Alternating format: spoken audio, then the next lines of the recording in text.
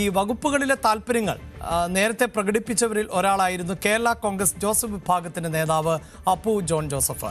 അപ്പു അന്ന് പറഞ്ഞത് കൃഷി വകുപ്പ് ഏറ്റെടുക്കാൻ താല്പര്യമുണ്ട് എന്നതായിരുന്നു. അപ്പുവിന്റെ ആ വാക്കുകൾ ഒരിക്കൽ കൂടി ഒന്ന് കേൾക്കാം.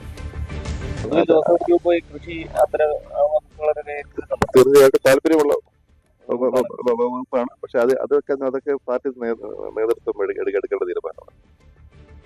യെസ്, എന്തായാലും കൃഷി വകുപ്പിലാണ് അപ്പു ജോൺ ജോസഫ് താല്പര്യം പറഞ്ഞത്. പക്ഷേ കൃഷി വകുപ്പ് കോൺഗ്രസ് ഏറ്റെടുക്കണമെന്നൊരാവശ്യം ഉയർത്തുകയാണ് കർഷക കോൺഗ്രസ്.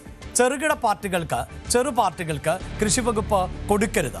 ആവശ്യം കോൺഗ്രസ് നേതൃത്വത്തെ അറിയിക്കും എന്നുകൂടിയാണ് കർഷക കോൺഗ്രസ് സംസ്ഥാന വൈസ് പ്രസിഡന്റ് ശിവരാജൻ മാത്തൂർ ആവശ്യപ്പെടുന്നത്. ഒരു നിർദ്ദേശം ഞങ്ങൾക്ക് പറയാനുണ്ട്. ഗവൺമെന്റ് രൂപീകരിക്കുമ്പോൾ ഒരു പ്രധാനപ്പെട്ട വകുപ്പ് കൃഷി വകുപ്പാണ്.